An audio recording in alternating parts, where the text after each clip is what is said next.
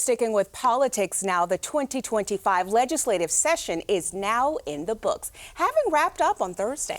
Joining us now is Dr. Stephen Procopio, the president of the Public Affairs Research Council, or PAR.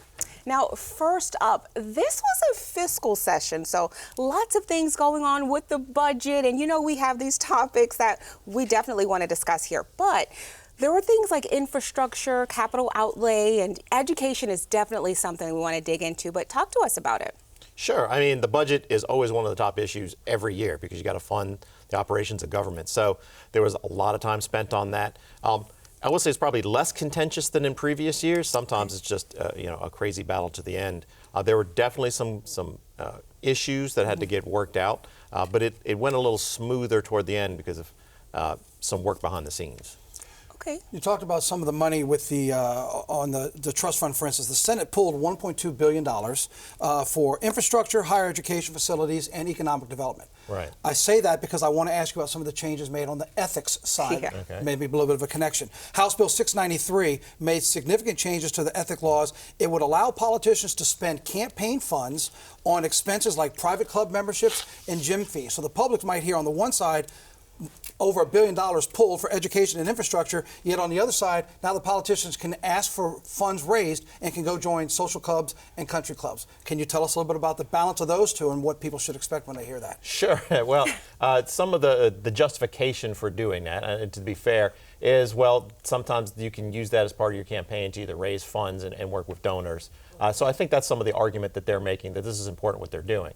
But the core of what campaign finance laws are supposed to do is to stop elected officials from enriching themselves. Mm-hmm. So that's some of the concern with these. And so if you're joining clubs and yet you're really using it for your own personal benefit, that's when it becomes a concern. Yeah, it seemed like a lot of self-service in some of that. And I should say, it sounds like that even got stripped down. My understanding is there was even more in that bill that before it got signed and made official, they actually took it out of there. Right. Yeah, there was a lot. The bills as they are now, they increase the limit before you have to disclose things, which we have a problem with. There's some procedural things that they do to sort of stop investigations or make it much more difficult to do investigations. And so we have a problem with that. However, I do have to say the bills are light years ahead of where they were. They were truly awful bills in terms of it would have been impossible to do an investigation. It would have allowed just countless, legalized bribery in some ways. And I think those weren't intentional. I think they were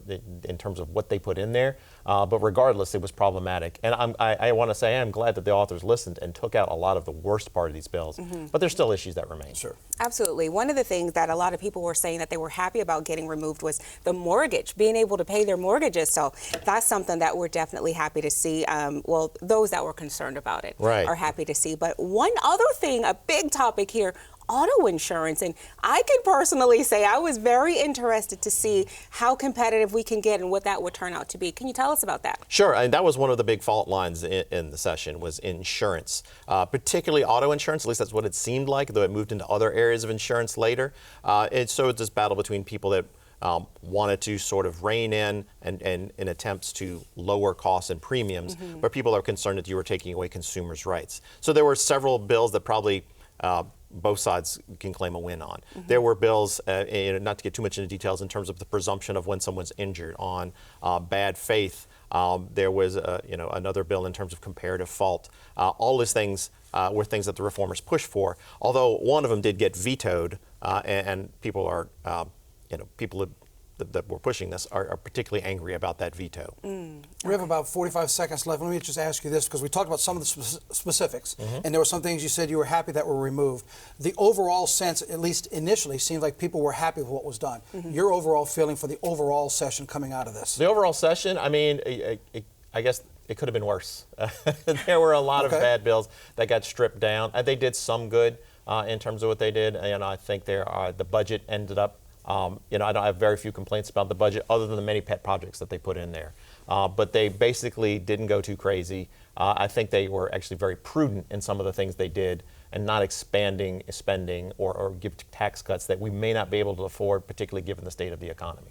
Well, as we were talking about earlier before we came on the air, we know you're always going to be busy. If you're covering legislature in this state, we know That's you've got right. job security. It's always going to keep you on your toes. Yes, sir. And thank you so much, Stephen. Your expertise is just unmatched. And we always appreciate you coming here and explaining things down to us so that we can definitely understand. It benefits us and our viewers. Thank you so much. No, thank y'all. I really appreciate the opportunity. All right, we'll be talking to you soon. I enjoyed having you. Thanks so much for your insight.